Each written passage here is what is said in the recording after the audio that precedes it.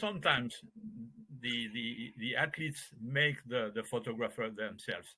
At the end of the shot put final, Valerie took a picture from one of his bags and came to us. In fact, we didn't have to go to her; she came to us, and it's a yeah, it's I like it because it's not only sport; it's more than that. So in itself, by the framing and so on, it's not an exceptional picture, but there's life in this picture. It shows that sport is important, of course, for these professional athletes, but they have a life out of sport, and it's even more important. And I think we will speak again about this in the Renaud Lavillenie part.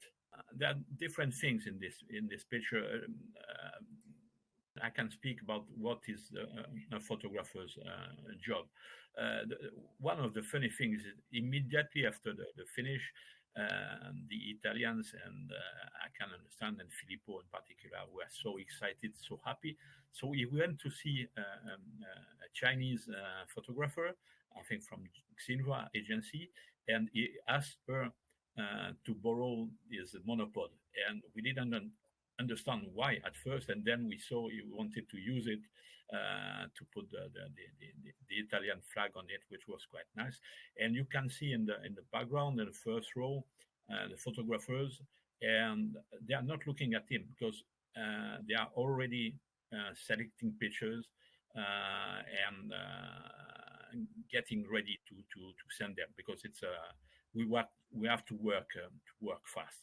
The first one who sends a good picture is the one who sells the picture, in fact, with the deadlines. Yeah, so you can see the guys, they are not looking at the athlete anymore. They are already focused on something else, and it's sending a picture. A good picture. A picture is only good if it's been sent in time. Otherwise, it's no use. Yeah, that one I like also. It's Ivona Dadic. I used to work for the Austrian federations for quite a few years, so I know her quite well. Here, I was not in field because we had to share the bib for the infield specialists for the athletics specialists, and I was outside, and it's at the high jump, and of course we can shoot a picture jumping over the bar and so on, but it's important to try to show something else, either when they miss or here after they clear, when they are happy and so on. It lasts a few hundredths of a second, so we have to be ready. But it's our job. In fact, it's we don't have to be thanked for that. It's our job. It's what we have to do.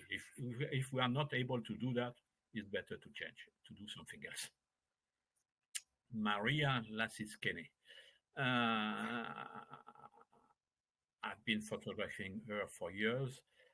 It's very rare she expresses herself. She's, if I can say so, a little bit cold and always on the reserve. But here she was extremely happy, of course, to be the Olympic champion. Especially, I think, because she couldn't compete at the last Olympics, where she would have been the big favorite. And here there are 3 pictures, and it shows how a picture can be 3 pictures taken within 1/3 of a second can be really different. And here, the first one, you cannot see the eyes, so it's not very good.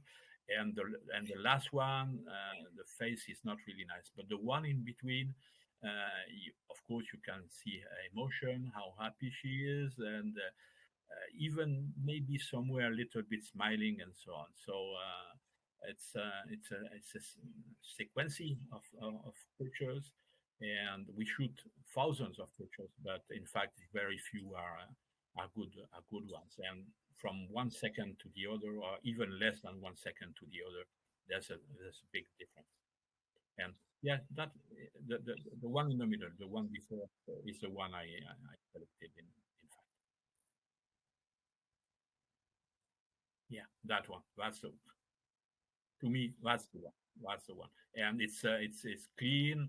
The background is really clean and so on. And there's more than action in it. It's important to have these kind of pictures too, of course. Us photographers, and especially when we are in field, we can see like a famous British Prime Minister said, uh, the blood, the sweat, and the tears. And here it's immediately after the end of the qualification round of the pole vault, and we are at 2 meters distance, and it's a privilege to be there. It's a privilege.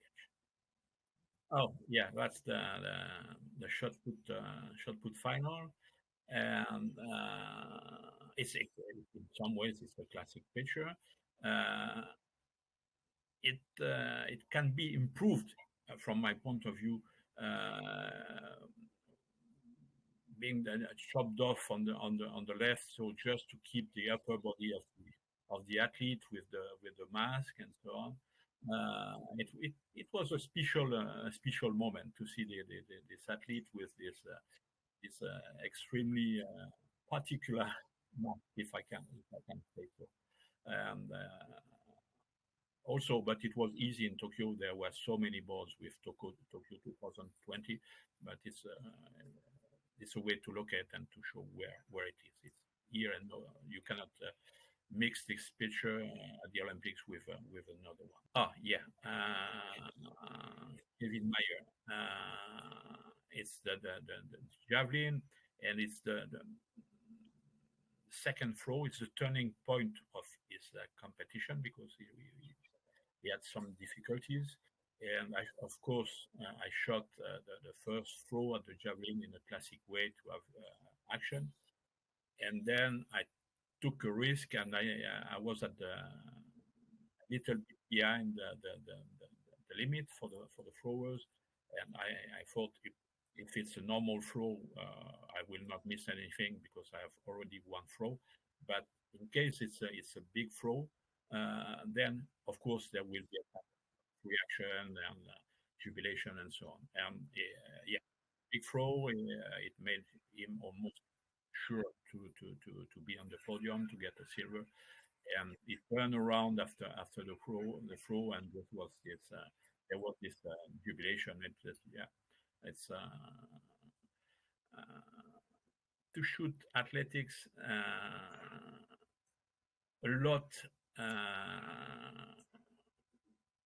How can I say?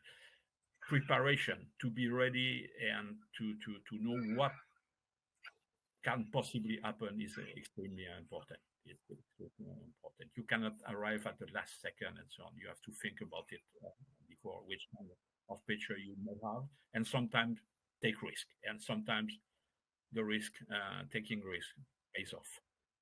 Another set of two pictures is the 400 meters final with Gardiner from Bahamas, and he stopped, sat down on the track with arms joined, maybe praying, and and then suddenly there was only one eye open. It's kind of in French, I don't know in English, but clin d'œil. Yeah, it's funny. It happens, and also within a few seconds, a few hundreds of a second, you can have two really different pictures, and both decently good. Yeah, that's the one. That's the second one. And if I have to choose between these two, I would take that one.